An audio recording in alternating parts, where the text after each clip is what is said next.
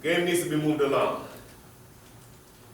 The first game that I'm umpiring this season, I'm going to make this the focal point of every single conversation with captains, okay?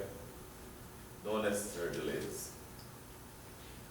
We talk about drink breaks.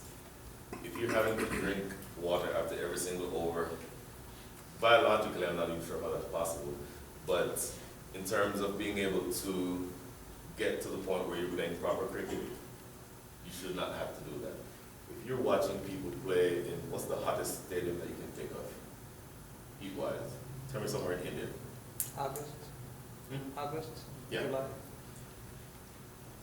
When the Indian team or one of the first-class teams is playing in a stadium where the temperature is 110 degrees, they still wait for an hour since the last break before they take another water break, right? Or again, you'll see the, like after a bowler finishes bowling, he's on the boundary rope and he's drinking the water there.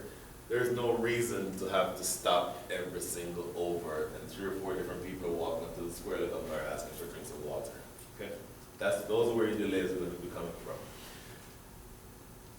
Batsmen, this is huge because when we talk about the penalties for the bowling side for not finishing in the required times that we talked about yesterday, the batsmen contribute to that.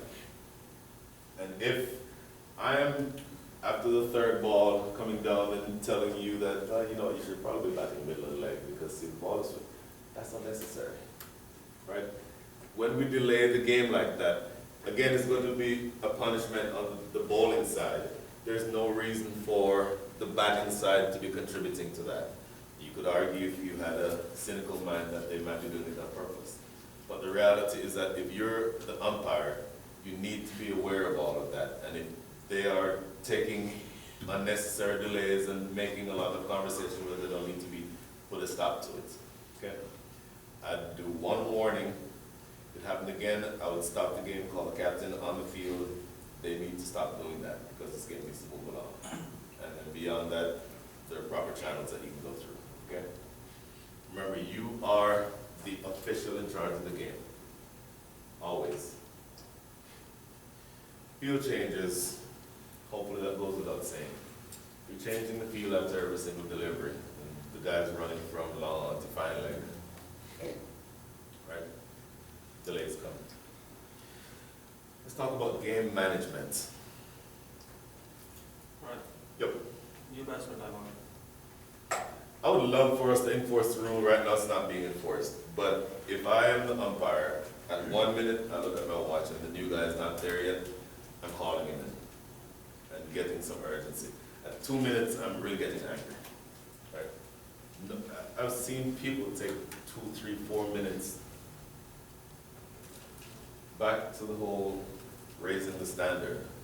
On no level of cricket beyond this one do you ever see somebody who takes 5, 6 minutes to come to the wicket. No reason for it at all. Even if I pad it up and unpad it up and pad it up again, I couldn't take 2 minutes. I'm really not sure what takes that long. Okay? No reason for that to happen. Well, Okay, any other questions before we move on? Late start. Minimum of 7 to start the game. Okay? The team does not have 7 players, and this is where you as an umpire take charge.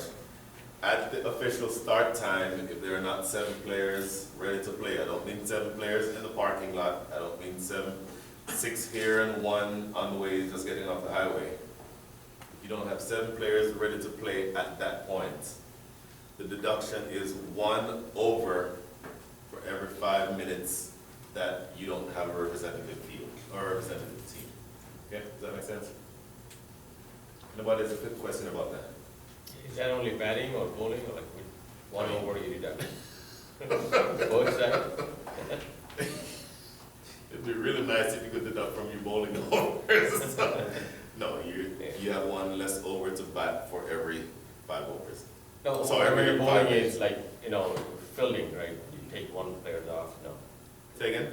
From the fielding side, from bowling side. Can they borrow players? Yeah, can That's they have- what to field.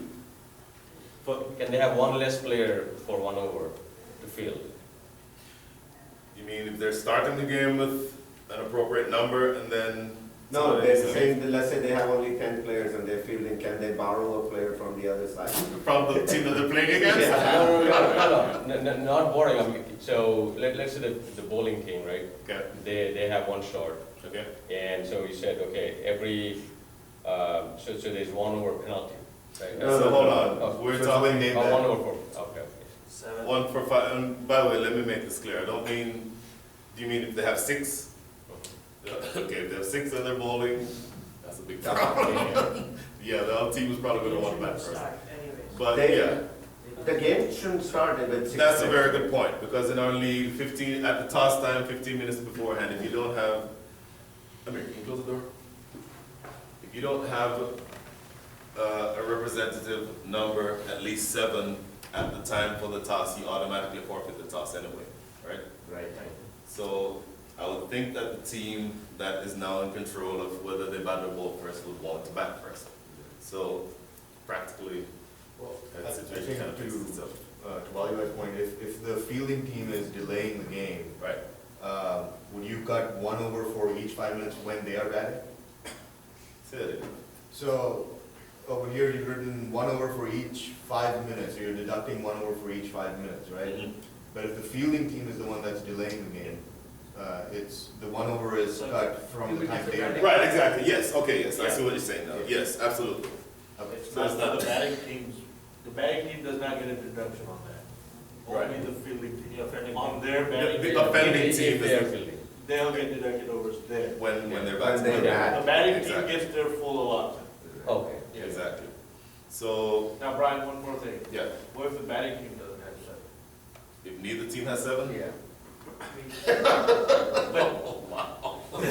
You people come up with the strangest. Maybe I'll go with that. Both lose. That's happened, actually. Both lose. So then you get to So- I would no point of food, So both teams right now, it's 9 o'clock and each team has 6 players. That is, I've not been asked that. It's happening. Right? That's I happened. think you should deduct over that, right? Yeah. The So game reduce, starts and reduce each, oh, you're not really penalizing anybody. the game becomes Well, smaller. the game, I mean, if both the teams time, does not have. it's a time thing then. Right. Yeah, okay. Both If, sides? if you're okay with that, let's just, No, Did no, that- but We Brian, discussed that yesterday, right? Brian, if both team does not have enough players, then we should impose a delayed game rule where you deduct 5 overs for every 30 minutes. okay. I certainly don't have an issue with that. Because both the That's- teams are offending the rule, right?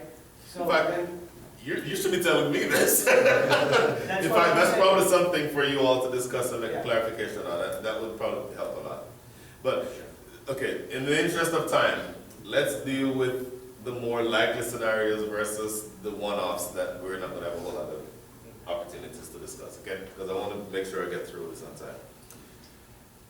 After 30 minutes past the official start time, if one team has its full allotment of players, or at least 7, and the other does not, then the game immediately gets awarded to the team that at least has a full complement of players. If player 7 shows up at 9:35, the game is already in the column for the team that already had it. If you want to stick around and play friendly, that's up to you, but in terms of the official, then that decision makes itself. Just think so.